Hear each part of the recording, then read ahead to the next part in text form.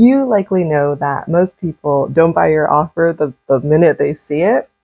But what you might not know is that when people do buy your offer, it's because they've reached a tipping point in their lives, and that tipping point flips the switch from them from maybe I'll think about this later to I really do need this now. This tipping point is caused by a trigger event. And today we are diving into how to find out what your ideal client's trigger events are so that you can use them to trigger more sales.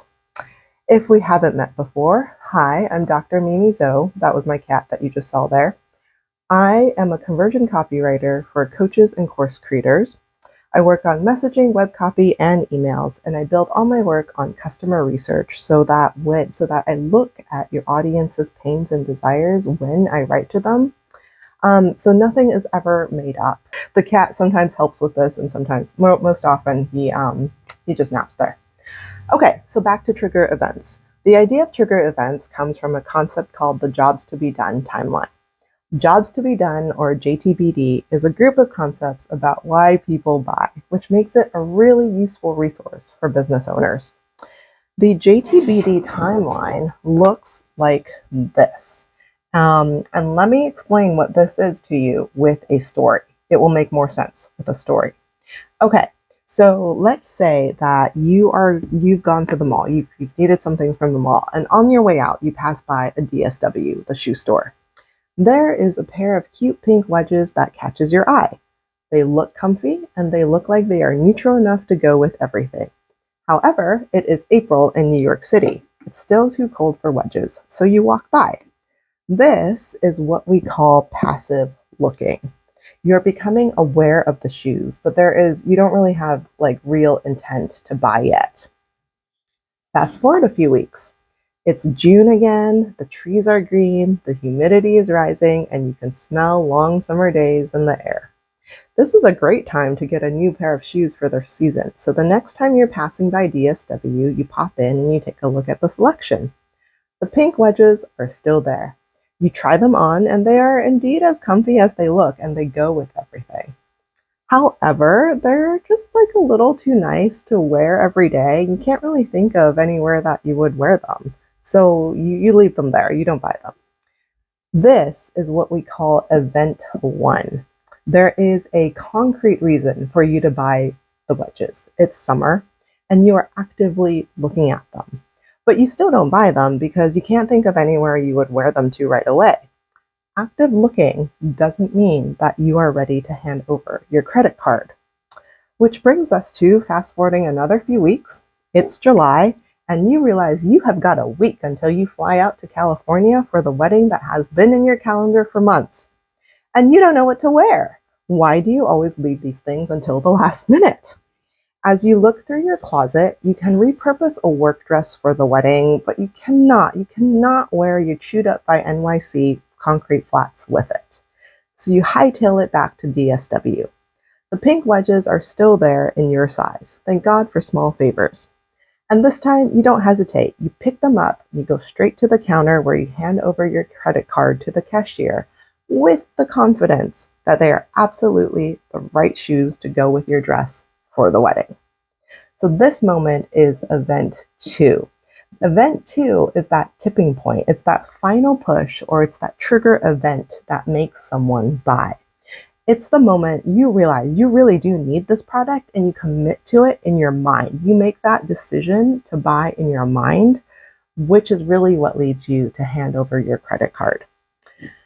Event two is an important one to understand because if you can understand what this event is that leads to buying, you can feature it in your marketing to trigger more sales.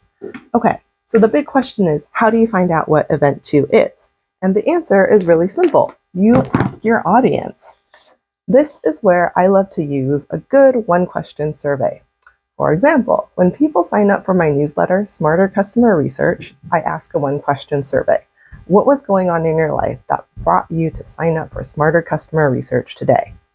This single question gives you direct insight into event two. Okay, so just to review, the star represents when someone takes an action, that's the conversion point. Event 2 has just happened for them. So when you ask them this question, what was going on in your life that brought you to, and here you fill in the blank, right? Sign up for my newsletter, purchase this offer, whatever, whatever. You get insight into what event 2 is.